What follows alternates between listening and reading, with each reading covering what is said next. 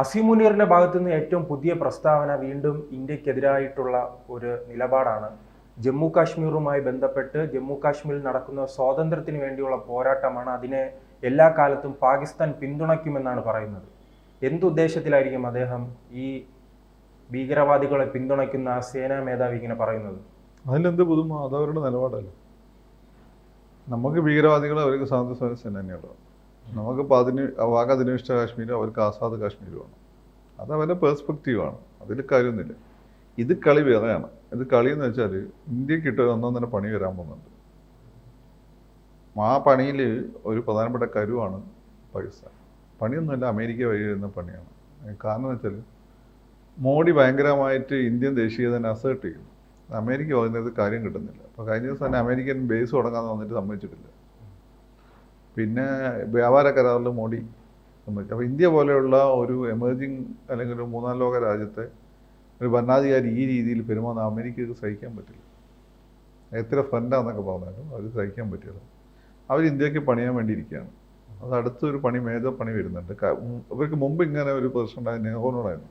നെഹ്റു അന്താരാഷ്ട്ര വേദികളെല്ലാം ഭയങ്കരമായിട്ട് ചർച്ച ചെയ്യപ്പെടുകയൊക്കെ ചെയ്തപ്പോൾ നെഹ്റു വലിയ പ്രസ്താവനകളൊക്കെ നടത്തിയപ്പോൾ അവർക്ക് നെഹ്റുവിനോട് അസൂയായി. അപ്പോൾ ചൈനയോട് പറഞ്ഞ് കയറി അടിച്ചോ. ചൈന എന്നിട്ട് കയറി അടിച്ചു. അന്ന് റഷ്യ നമ്മളെ സഹായിച്ചില്ല. കാരണം റഷ്യയുടെ സഹോദരനാണല്ലോ ചൈന. അന്ന് ആരും സഹായിക്കല്ല, നമ്മുടെ സൈന്യം തോറ്റോടിയാണ്. അപ്പം അതിനുശേഷം എന്താ സംഭവിച്ചത്? നമ്മളും ചൈനയും തമ്മിലുള്ള ബന്ധം മോശമായി.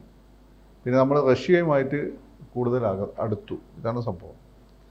അപ്പോൾ റഷ്യയുമായി അപ്പോൾ നെഹ്റു അല്ലെങ്കിൽ കോൺഗ്രസിൻ്റെ ഗാന്ധിയൻ ഇറയിലുടനീളം ആ ഒരു കാലഘട്ടത്തിൽ റഷ്യയോടുള്ള ഒരു അടുപ്പവും അമേരിക്കയുടെ ആഗ്രഹം ഉണ്ടായിരുന്നു. അതിനെതിരെ ഇവിടെ BJPയുടെ RSSനെ വളർച്ചയ്ക്ക് അമേരിക്കയുടെ സഹായം കിട്ടിയിട്ടുണ്ട്. അവർ വിചാരിച്ച് ഈ താലിബാനൊക്കെ വളർത്തുന്ന പോലെ അവരുടെ കയ്യിൽ നിൽക്കും BJP RSS. അപ്പോൾ ഇവിടെയുള്ള BJPയുടെ RSSൻ്റെ നേതാക്കന്മാരെ ഒരു ബാർലോഡ്സ് എന്ന രീതിയിൽ വിലക്കെടുക്കാം, എന്നിട്ട് അവരുടെ അജണ്ട നടപ്പിലാക്കുക എന്നതിന് ഉദ്ദേശം. പക്ഷെ അവർക്കറിയില്ല RSSൻ്റെ ലക്ഷ്യം വേറെയാണ്. അങ്ങനെ വിലക്കെടുക്കാൻ പറ്റിയ ആളുകൾ കോറായിട്ടുള്ള ഐഡിയോളജിയിൽ ഇവർ കോംപ്രമൈസ് ചെയ്യില്ല എന്ന് അവർക്ക് മനസ്സിലായി. ഇപ്പോൾ അത് മനസ്സിലായി. അപ്പോൾ അതിനെ ഇനി വേണ്ടതെന്ന് വെച്ചാൽ ഇന്ത്യനെ നശിപ്പിക്കുക എന്നുള്ളതാണ്. നശിപ്പിച്ചിട്ട് പല ഭാഗങ്ങളായിട്ട് ചിന്നിച്ചിതറിക്കുന്നു. അതിനുവേണ്ടി ആദ്യം അവർ പാകിസ്ഥാനെ കൊണ്ട് ചോദിപ്പിച്ചൊരു യുദ്ധം ഉണ്ടാകും. പാകിസ്ഥാൻ നമ്മളീ പറയും പോലെ ഹാൻഡിൽ ചെയ്യാൻ അത്ര എളുപ്പമുള്ള രാജ്യമൊന്നുമല്ല പാകിസ്ഥാൻ. അവർ അത്യാവശ്യം നല്ല ആയുധങ്ങളുണ്ട്. ഇനി ബാക്കി അമേരിക്ക കൊടുക്കുന്നു കേൾക്കുന്നു.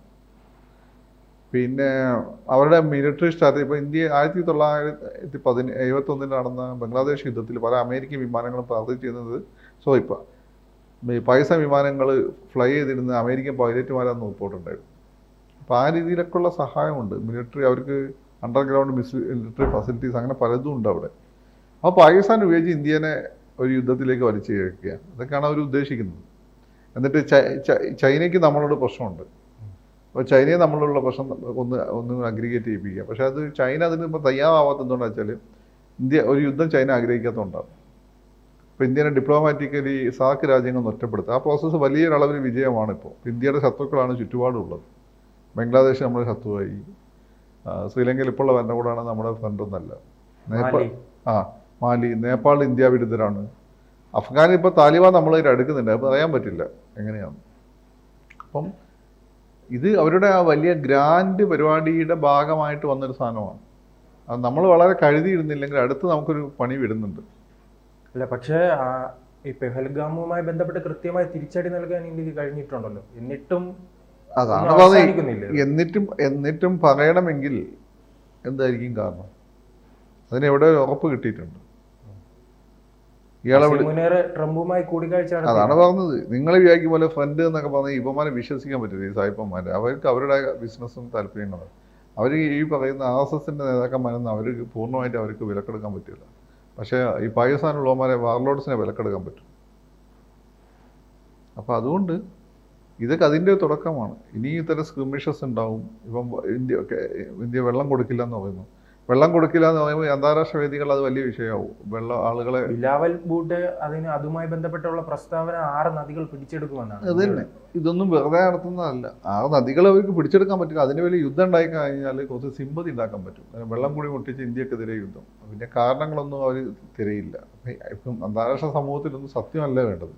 അവർക്ക് അവരുടെ ഭാഗം ന്യായീകരിക്കാനുള്ള കാരണങ്ങൾ വേണം. അതവരുണ്ടാക്കി കൊടുക്കും. അപ്പോൾ ഇത് വെറുതെ നിങ്ങൾ ദിവസം നമ്മൾ ചർച്ച ചെയ്യുന്ന പോലെ വെറുതെ തള്ളി ഇതൊരു ഗ്രാൻഡ് ആൻറ്റി ഇന്ത്യൻ പ്രൊജക്റ്റിൻ്റെ ഭാഗമാണ്. ഇതിനെങ്ങനെ നമ്മൾ സർവൈവ് ചെയ്യുന്നു എന്നുള്ളത് വളരെ ഇമ്പോർട്ടൻ്റ് ആണ്. അല്ല, സാറ് സൂചിപ്പിക്കുന്നത് അങ്ങനെയാണെങ്കിൽ പരസ്യമായി തന്നെ അമേരിക്ക ഇന്ത്യക്കെതിരെ രംഗത്ത് വരുമോ? പരസ്യമായിട്ടില്ല, അവർ രഹസ്യമായിട്ട് ചെയ്യുള്ളൂ. പരസ്യമായി ഇങ്ങനെ ചില കൊട്ടുപോകും. അവരെ ഇങ്ങനെ ഒരു ക്യാരറ്റ് ആൻഡ് സ്റ്റിക്ക് എന്ന് പറയും. അതായത് ക്യാരറ്റ് തരും, നമ്മളത് കടിച്ചില്ലെങ്കിൽ അടിച്ച് മേടിക്കും, എന്നിട്ട് പിന്നെയും ക്യാരറ്റ് തരും. അതാണ് അവരുടെ ലൈൻ. അവർക്ക് അതിശക്തമായ രീതിയിൽ ന്യൂ ജനറേഷൻ റിഫോംസ് എക്കണോമിക് സെക്ടറിൽ, ഫിനാൻഷ്യൽ സെക്ടറിൽ കൊണ്ടുവരണം. അതാണ് അവരുടെ ഒരാവശ്യം. രണ്ട്, അവർക്ക് ഇവിടെ ഒരു മിലിറ്ററി ബേസ് വേണം. മൂന്ന്, അവർക്ക് ഫ്രീ ആയിട്ട് കൺവേർട്ട് ചെയ്യാനുള്ള സാധനം ലൈസൻസ് കൊടുക്കണം. അതിപ്പോൾ ഓൾറെഡി ഇന്ത്യയിലുണ്ട്, പക്ഷേ ഫണ്ടിങ് അതോടെ ഫണ്ടിങ് ഇപ്പം പ്രശ്നത്തിലാണ്. അതൊക്കെയാണ് അവരുടെ ആവശ്യം.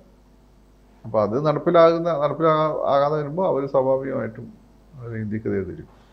ഇത്തരം പ്രസ്താവനകൾ നാം കണ്ടത് ഈ സിന്ദൂറുമായി ബന്ധപ്പെട്ട് ഈ ആണവായുധത്തെക്കുറിച്ചെല്ലാം വലിയ രീതിയിൽ വീമ്പളക്കുന്നതുകൊണ്ടായിരുന്നു. ഇപ്പോൾ അതിൽ നിന്നും ഒരു പരിധിവരെ പിന്മാറിയിട്ടുണ്ടല്ലോ അവർ. ആര്? ഈ പാകിസ്ഥാൻ.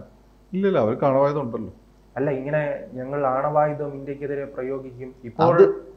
ഇപ്പോൾ കാശ്മീറുമായി ബന്ധപ്പെട്ട് ഈ ആണവായുധത്തിനെ കുറിച്ചൊന്നും മൗനം പാലിക്കുന്നു. അതിപ്പോൾ എല്ലാ ദിവസവും എല്ലാം പറയണ്ടല്ലോ. അതവിടെ ഉണ്ടല്ലോ, പറഞ്ഞത് അവിടെ കിടക്കുന്നുണ്ടല്ലോ, അതിന് മാറ്റമൊന്നും ഉണ്ടായിട്ടില്ല. ആണവായുധം അവരുടെ കസ്റ്റഡിയിലുണ്ട് എന്നുള്ളതാണ്. ഇതിൻ്റെ ഒരു കാര്യം നിങ്ങൾ മനസ്സിലാക്കേണ്ട കാര്യം, നിങ്ങളുടെ കയ്യിലൊരു ആയുധം, ആ ആണവായുധ ഭീഷണിയാണ് സത്യത്തിൽ ഈ യുദ്ധത്തെ എങ്ങനെ അവസാനിപ്പിച്ചത്.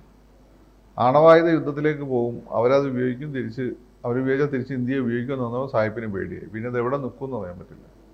അതുകൊണ്ട് തൽക്കാലം അവർ ഇടപെട്ടു, അത്രയേ ഉള്ളൂ. ഇതിൻ്റെ എല്ലാം തലച്ചോർ അസീം മുനീറാണോ? അദ്ദേഹം തലച്ചോർ ഡീപ് സ്റ്റേറ്റ് ആണ് അമേരിക്കയിൽ.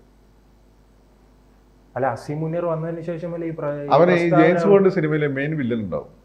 അല്ല, അസീം മുനീർ വന്നപ്പോൾ തന്നെ പറഞ്ഞിരുന്നു ഈ മത തീവ്രവാദികളുമായി വലിയ രീതിയിൽ ബന്ധം സൂക്ഷിക്കുന്ന ഇത്തരം സംഘടനകളുമായി, ഭീകര സംഘടനകളുമായി ബന്ധം സൂക്ഷിക്കുന്ന ഒരാളാണ് അസീം മുനീർ എന്ന വിമർശനം തുടക്കം തന്നെ ഉണ്ടായിരുന്നു. അതല്ലേ പിന്നീട് നാം അത് സത്യമായി മാറുന്നത് കാണുന്നത്.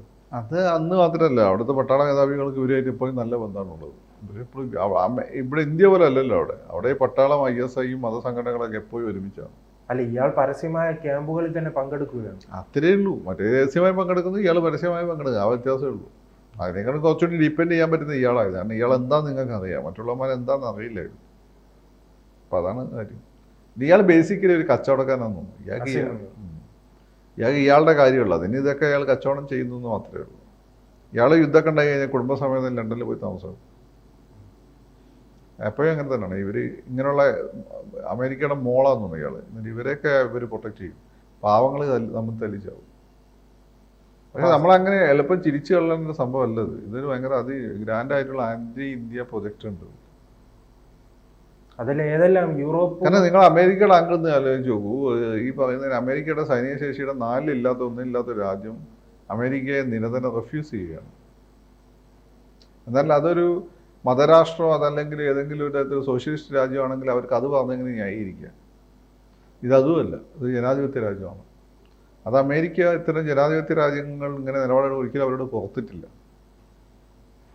അല്ല, അമേരിക്ക പരസ്യമായി പാകിസ്ഥാനെ പിന്തുണയ്ക്കുകയാണെങ്കിൽ ഇന്ത്യയെ പിന്തുണയ്ക്കാനും പല രാജ്യങ്ങളും രംഗത്ത് വരും. അങ്ങനെ പിന്തുണ അതെല്ലാം അവരവരുടെ താല്പര്യം നോക്കിയിട്ടേ വരുള്ളൂ. പണ്ടത്തെ പോലെ അല്ല. പിന്തുണയ്ക്കാൻ വന്നു വരേണ്ടത് ചൈന, ഇവരാണ്, റഷ്യയാണ്. ചൈനയ്ക്ക് നമ്മളായിട്ട് ഓൾറെഡി പ്രശ്നങ്ങളുണ്ട്. റഷ്യ ഓൾറെഡി യുദ്ധത്തിൽ ലോക്ക്ഡാണ്. ഇപ്പോൾ അവർ എന്തുകൊണ്ടാണ് ഇറാൻ അവർ നടക്കാത്തത്? ഇറാൻ അങ്ങനെ നിൽക്കേണ്ട അവർക്ക് ആവശ്യമാണ്. അതുകൊണ്ടല്ലേ. അല്ലെങ്കിൽ ഖൊമൈനിനെയും ടീമിനെയും കൊന്നു കഴിഞ്ഞാൽ ഇറാൻ രക്ഷപ്പെടില്ല. അവർ ചെയ്തില്ലല്ലോ. അവർക്ക് അതൊരു കാരണമായിട്ട് വേണം. ഇനി അവർ ടാർഗറ്റ് ചെയ്യാൻ പോകുന്നത് ഇന്ത്യയാണ്. ഇന്ത്യയിലാണ് ഇന്ത്യയുടെ ലോകത്ത് ഒരു രാജ്യത്തെ സിറ്റിസൺസ് ആയതുകൊണ്ട് ആ രാജ്യത്ത് ഏറ്റവും കൂടുതൽ വെക്കുന്ന ആളുകളുള്ള രാജ്യം ഇന്ത്യയാണ്. അതുകൊണ്ട് അവർക്ക് പണി എളുപ്പമാണ്. അതിന് വേറെ പല പേരുകളും പറയും. അപ്പോൾ ഇതൊന്നും വെറുതെ നമ്മൾ മൈൽഡായിട്ട് എടുക്കേണ്ട വിഷയമല്ല, വളരെ കൺസേൺഡ് ആവേണ്ട വിഷയങ്ങളാണ്. കൂടുതൽ വാർത്തകളും വിശേഷങ്ങളും നിങ്ങളിലേക്ക് എത്താൻ ABC മലയാളം സബ്സ്ക്രൈബ് ചെയ്യുക, ബെൽ ബട്ടണും അമർത്തുക.